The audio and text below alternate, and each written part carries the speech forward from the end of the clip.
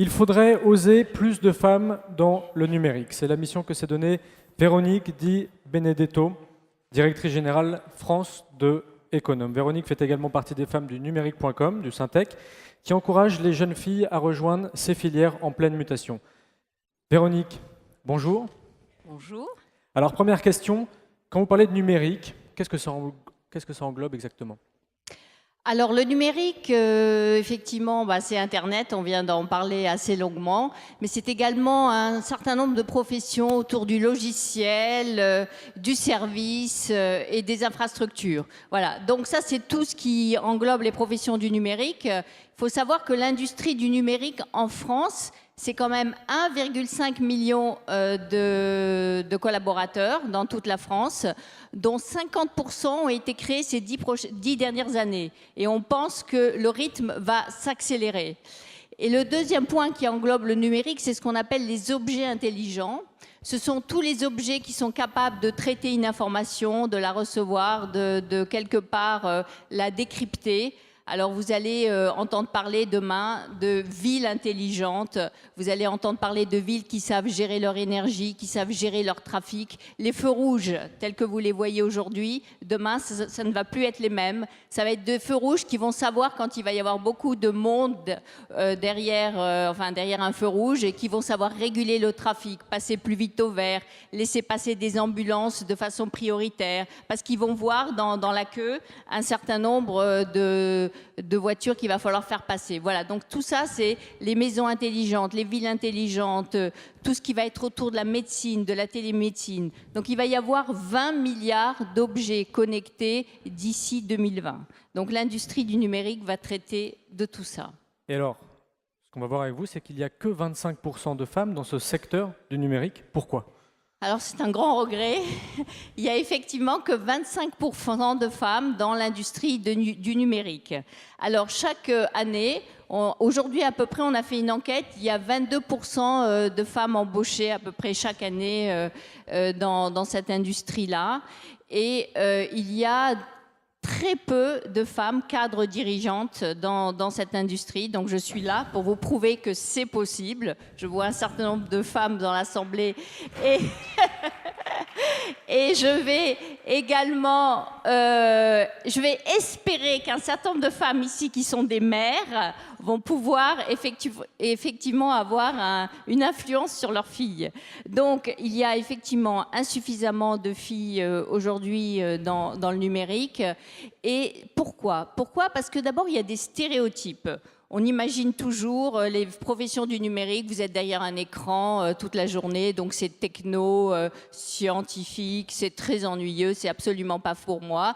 Les filles sont plus attirées par des métiers liés à de la médecine, à du contact humain, voilà. Et c'est dans la tête des mères, les mères qui sont des prescriptrices très fortes envers les filles, les enseignants, idem, eh bien les mères ont cette idée-là, ma fille, tu ne seras pas ingénieur, ma fille, tu n'iras pas dans une profession technique. Et donc, ça se distille comme ça, petit à petit. Donc, par exemple, dans les bacs scientifiques, on est presque aujourd'hui à 50-50 entre les filles et les garçons. Et hop, quand vous allez dans les écoles d'ingénieurs, vous n'en retrouvez plus que, selon les écoles, entre 10 et 20%. Et les filles, bon, vous les allez les retrouver en école de commerce, en école en médecine, en bio, mais voilà. Et après, très peu, même en école de commerce, très peu entrent dans les professions du numérique. Donc c'est très dommage, c'est très dommageable à cette profession, parce que comme on vient de le voir, c'est par la diversité des points de vue qu'on va créer de l'innovation et de la richesse. Moi, je ne me bats pas pour cette cause, pour juste avoir des femmes, même si c'est très agréable de travailler avec d'autres femmes dans le numérique. Moi, je me bats pour cette cause parce qu'il est prouvé, on a fait énormément d'études, que les femmes sont un levier de compétitivité pour les entreprises. Les femmes sont un facteur de croissance pour l'entreprise. Pourquoi les femmes sont un facteur de croissance ? Parce qu'elles apportent cette diversité, elles apportent d'autres points de vue, d'autres façons de manager les projets, d'autres façons de manager les personnes aussi. Et ce qui fait qu'effectivement, cette diversité-là, accroît l'innovation, accroît la compétitivité. Donc voilà, donc on espère effectivement qu'un certain nombre de femmes, à terme, viennent nous rejoindre. Alors on comprend qu'il faut plus de femmes dans le secteur du numérique, mais comment faire pour qu'il y ait plus de femmes, justement? Qu'est-ce que vous mettez en place, vous? Alors, qu'est-ce qu'on met en place pour changer les choses? D'abord, on va se prendre en main, nous les femmes. On a décidé de créer des rôles modèles. Alors, un rôle modèle, c'est une femme qui est dans cette profession, qui est passionnée par cette profession, qui est passionnée par tous les nouveaux usages dans la profession. Et donc, un rôle modèle, c'est une jeune femme de 20 ans, de 25 ans, mais qui va jusqu'à 40 ans pour montrer la diversité des métiers. Et c'est une jeune femme qui va donc être engagée et qui va montrer cette diversité des métiers au travers donc je dirais, de présentations qu'elle fera dans les universités, qu'elle fera dans les écoles. Parce qu'il faut prendre le problème très tôt. Il faut prendre le problème dès la seconde première pour effectivement faire changer les mentalités.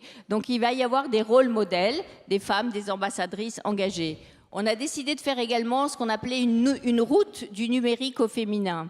C'est-à-dire qu'on va y avoir moi-même et d'autres femmes dans la profession du numérique. Nous avons décidé, au-delà de nous sommes dans des sociétés parfois concurrentes, mais au-delà de nos sociétés, au-delà de nos engagements dans le business au quotidien, puisque moi, je vous rappelle, je dirige une société aujourd'hui qui fait quand même 2200 personnes, mais c'est un engagement personnel parce qu'il me semble important pour le futur, puisque je vous rappelle qu'il y a un vrai besoin d'ingénieurs et de profils techniques, et que tous ces profils sont engagés avant leur sortie d'école. C'est-à-dire que dès que vous êtes dans l'école, vous êtes déjà recherché comme profil, et les femmes encore plus. Donc des rôles modèles, des fiches métiers revisitées. Aujourd'hui, les fiches métiers dans les professions du numérique, je vous assure, mais c'est à pleurer, c'est d'une tristesse. Vous commencez à les lire, vous comprenez rien, vous savez pas vraiment ce qu'il y a derrière pour des jeunes filles. Donc on va essayer de leur redonner un petit côté plus glamour et plus sexy. Il reste très peu de temps, Jonathan. Alors, Véronique, j'ai une question à vous poser, et elle est de circonstance puisqu'on a Valérie Descamps dans la salle.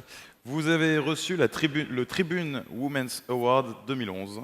Qui récompense votre parcours professionnel exemplaire.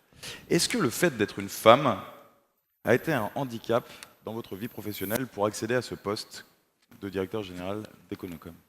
Absolument pas. Ça a été un atout et je suis absolument contre ce plafond de verre ou ce blocage que peuvent avoir certaines femmes en disant c'est pas pour moi ou est-ce que je le mérite vraiment?